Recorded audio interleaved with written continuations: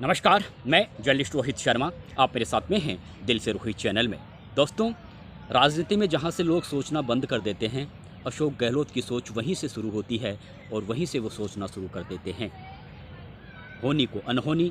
और अनहोनी को होनी उन्होंने अब तक कई बार करके दिखाया है और शायद उसी की बदौलत जो एक स्पेशल पॉलिटिकल कला या विधा उनमें कूट कूट कर भरी हुई है, उसी की बदौलत राजस्थान के 3 बार मुख्यमंत्री रहे, 3 बार केंद्र में मंत्री रहे, राजस्थान कांग्रेस के अध्यक्ष भी रहे, कांग्रेस पार्टी के राष्ट्रीय प्रभारी रहे, कांग्रेस पार्टी में बड़ी बड़ी जिम्मेवारियां उन्होंने संभाली और इस बीच इस स्पेशल पॉलिटिक विधा के तहत ही गांधी परिवार के सबसे करीबी और भरोसेमंद नेता बने रहे। अब ये बात अलग है कि अभी पिछले 2.5-3 साल में कहीं ना कहीं सोनिया गांधी और अशोक गहलोत के बीच जो पॉलिटिकल संबंध थे, काफ़ी घनिष्ठ संबंध थे, उनमें टकराव की स्थिति बनी और ये जो गैप आया है दोनों नेताओं के बीच में, वो लगातार बढ़ता ही जा रहा है। इस बात को खुद अशोक गहलोत भी महसूस करते हैं और वो खुद ये भी जानते हैं कि जब 2028 के विधानसभा चुनाव होंगे, उस समय अब से पहले जिस तरह से राजस्थान में टिकट वितरण में उनकी चलती रही है, चाहे किसी भी तरह के चुनाव हो, विधानसभा चुनाव हो, चाहे पंचायत राज संस्थाओं के चुनाव हो, चाहे नगर निकायों के चुनाव हो, अब से पहले अशोक गहलोत की जिस तरह से चलती रही है, आगे 2028 के विधानसभा चुनावों में उस तरह की सिफारिशें अशोक गहलोत की नहीं चल पाएगी। इस बात को अशोक गहलोत ने शायद समझ लिया है, क्योंकि इस बीच जिस तरह से राहुल गांधी न केवल राजस्थान में बल्कि पूरे हिंदुस्तान भर में अलग अलग स्टेटों में अलग अलग फार्मूले के तहत कांग्रेस पार्टी के संगठन को नए तरीके से खड़ा करने की न केवल योजना तैयार की है बल्कि योजना को अमली जामा पहना रहे हैं। उसी क्रम में जिस तरह से आपने देखा होगा कि गोविंद सिंह डोटासरा को पूरी तरह से फ्री हैंड दे दिया गया है। हालांकि यहाँ की स्थितियों से बराबर वाकिफ़ है कांग्रेस हाईकमान, लेकिन इन सब के बावजूद भी पिछले दिनों कहा जा रहा था कि गोविंद सिंह डोटासरा को हटाया जा सकता है, लेकिन उन्हें हटाने जैसी कोई बात नहीं है। पूरी तरह से उन्हें पहले की तुलना में ज़्यादा उन्हें मजबूती दी गई है। और इसी तरह से टीकाराम जूली के जो जिस तरह से राजस्थान विधानसभा में उन्होंने एक दमदार तरीके से सत्ता पक्ष की घेराबंदी की और उनके जो भाषण होते हैं काफ़ी तथ्यात्मक तरीके से होते हैं, बहुत अच्छा बोलते हैं। तो गोविंद सिंह डोटासरा और टीकाराम जूली को जिस तरह से राजस्थान कांग्रेस में कांग्रेस हाईकमान की ओर से पूरा मौका दिया जा रहा है, पूरा अवसर दिया जा रहा है, पूरी तरह से फ्री हैंड दिया जा रहा है, उससे कहीं ना कहीं ये दोनों नेता, ये बात ज़रूर है कि अशोक गहलोत और सचिन पायलट के लिए बड़ी चुनौती बन रहे हैं धीरे धीरे। इसीलिए मैं ये कह रहा हूँ कि 2028 के जब विधानसभा चुनाव होंगे तो उसमें किसी एक नेता की टिकट वितरण में नहीं चलेगी, ना डोटासरा की पूरी तरह से चलेगी, ना टीकाराम जूली की पूरी तरह से चलेगी, ना सचिन पायलट की और ना ही अशोक गहलोत की। इसलिए अशोक गहलोत ये जानते हैं कि अभी बहुत कुछ राजनीति उनमें बाकी बची हुई है। भले ही बार बार वो बीमार हो रहे हों, बार बार उन्हें इलाज करवाने मुंबई जाना पड़ रहा हो, लेकिन शारीरिक और मानसिक रूप से वो काफ़ी मजबूत हैं। और कहने वाले ये भी अभी भी इस तरह की चर्चाएं हैं कि वे राजस्थान का 4थी बार मुख्यमंत्री बनने का सपना उनका अभी भी वो दिल में संजोए हुए है। और वे ये जानते हैं कि अब तक जिस तरह से राजस्थान कांग्रेस पर उनकी पकड़ रही है, तो इस पकड़ को वो किसी भी हालत में ढीला नहीं होना देना चाहते। और यही वजह है कि अभी हाल ही में जिस तरह से वो जयपुर से भरतपुर तक सड़क मार्ग से जब वो निकले, तो जगह जगह उनका ज़बरदस्त तरीके से स्वागत किया गया। और स्वागत उन नेताओं की ओर से किया गया जो सचिन पायलट के बेहद करीबी नेता थे। अब बहुत से लोग कह रहे हैं कि सचिन पायलट के कहने पर उनके करीबी नेताओं ने उनका स्वागत किया, लेकिन स्थितियां चाहे कुछ भी हो, अब बहुत से लोग इस तरह की चर्चाएं भी कर रहे हैं, राजनीतिक गलियारों में इस तरह भी चर्चा हो रही है कि जिस तरह से कांग्रेस पार्टी में ये रुमाल झपट्टे का खेल उस समय भी देखने को मिला था जब सचिन पायलट मानेसर होटल में अपने समर्थक विधायकों के साथ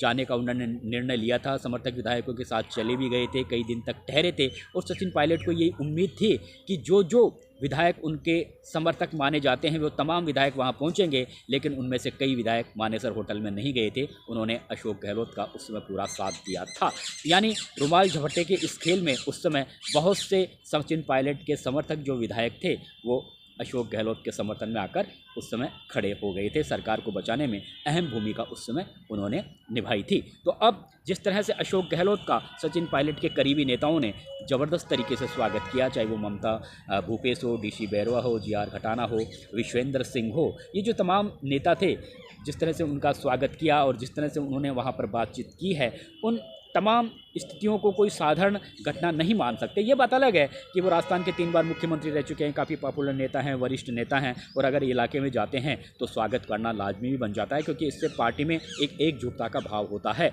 लेकिन जिस प्लानिंग के तहत और जिस तरीके से उनका स्वागत किया गया और जिस तरह से जो स्थितियां अभी कांग्रेस पार्टी में बनी हुई है, एक तरफ सचिन पायलट अपनी अलग फील्डिंग जमा रहे हैं, वो अपनी लोकप्रियता के दम पर उन्हें ये लगता है कि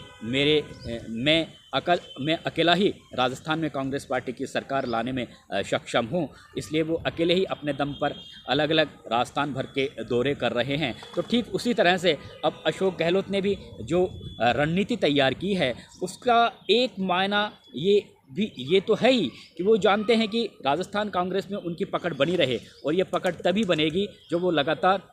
राज्य भर के कांग्रेसियों से मिलते रहेंगे। और इसमें कोई दो राय नहीं कि 3 बार मुख्यमंत्री रह चुके हैं, काफ़ी वरिष्ठ नेता हैं, और राजस्थान भर के हर विधानसभा क्षेत्र में उनके समर्थकों की, उनके नज़दीकी लोगों की भरमार है, और अभी भी है। हालांकि बहुत से नेता पार्टी छोड़कर चले भी गए हैं, लेकिन अभी भी उनका रुतबा बरकरार है। तो इस रुतबे को वो बरकरार रखना चाहते हैं, ये तो एक बात है ही। दूसरी बात ये भी है कि वो ये जानते हैं कि जब 2028 के विधानसभा चुनाव होंगे, उस समय कुछ इस तरह की, वो ये भी जानते हैं कि उनके कहे अनुसार इस बार टिकट नहीं मिलेंगे, ज़्यादा टिकट नहीं मिलेंगे, कुछ टिकट दे दें, लेकिन जिस तरह से वो टिकट दिलवाते रहे हैं बड़ी संख्या में अपने समर्थक नेताओं को, और फिर बाद में जिस तरह से वो दावेदारी प्रस्तुत करते हैं अपने मुख्यमंत्री पद के लिए अगर बहुमत मिल जाता है कांग्रेस पार्टी को, तो उस तरह की स्थितियां इस बार 2028 के विधानसभा चुनावों में देखने को नहीं मिलेगी। तो उन स्थितियों को देखते हुए ही अशोक गहलोत अब ठीक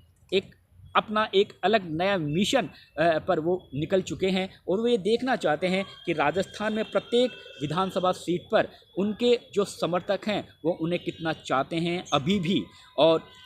इस विधानसभा क्षेत्र में ये नेता आने वाले दिनों में उनके लिए काफ़ी फ़ायदेमंद साबित हो सकता है, उनके कहे अनुसार ही अपने पॉलिटिकल करियर को गति दे सकता है। तो वो अपने एक समर्थक नेताओं का जुड़ाव देखने के लिए उन्होंने एक तरीके से ये मिशन पर जो निकले हैं, वास्तविक अर्थ यही है। वो ये आप सबको पता है कि जब 2018 के विधानसभा चुनाव हुए थे, उस समय 10-11 विधानसभा सीट ऐसी थी जहां पर अशोक गहलोत के काफ़ी करीबी विश्वास पात्र नेता थे जो टिकट की मांग कर रहे थे। 2018 की बात कर रहा हूं, उस समय सचिन पायलट राजस्थान कांग्रेस के अध्यक्ष थे, लेकिन 10 से 11 सीटों पर जो अशोक गहलोत के करीबी नेता थे जिन्हें टिकट नहीं मिला, उन्होंने सबने पार्टी से बगावत करके निर्दलीय चुनाव लड़ा और चुनाव जीत भी गए। और बाद में जब अशोक गहलोत मुख्यमंत्री बने तो उन्होंने पूरा 5 साल तक समर्थन भी किया। तो अब स्थितियां कुछ इसी तरह की दिख रही है कि अशोक गहलोत पूरे 200 विधानसभा क्षेत्र में अपने समर्थक नेताओं के चेहरे देखने में वो चेहरे देखने का प्रयास कर रहे हैं, दमदार प्रत्याशी देखने का प्रयास कर रहे हैं। अगर पार्टी टिकट दे तो ठीक है, और अगर नहीं दे तो फिर कोई ना कोई उसी तरह की परिस्थितियां देखने को मिल सकती है जिस तरह की परिस्थितियां 2018 में देखने को मिली थी, जब गहलोत के समर्थक कई लोगों को टिकट नहीं मिला तो पार्टी से बगावत करके उन्होंने चुनाव लड़ा और चुनाव जीत गए। तो ये जो एक स्पेशल मिशन है उसमें वो अभी पूर्व दिशा की ओर निकले हैं, बाद में पश्चिम दिशा में भी जाएंगे, उत्तर में भी जाएंगे, दक्षिण में भी जाएंगे। वो ये चाहते हैं कि मेरी जो पकड़ बनी है वो लगातार अभी भी बनी रहे, और मैंने जिस तरह से कांग्रेस पार्टी का अब तक जिस तरह से एक छत्र मैंने संचालन किया है, एक छत्र जिस तरह से मैंने पकड़ रखी है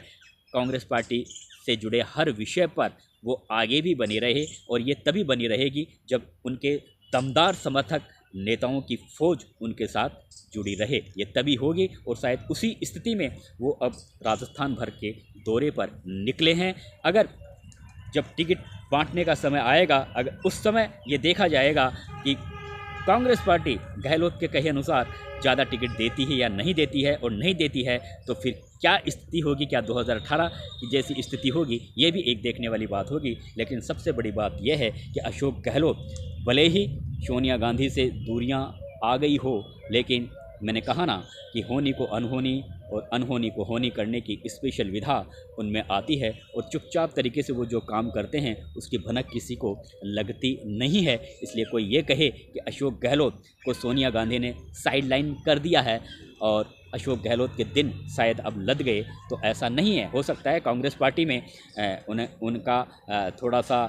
इस समय समय ठीक नहीं हो, लेकिन वो अपने तरीके से कांग्रेस पार्टी में एक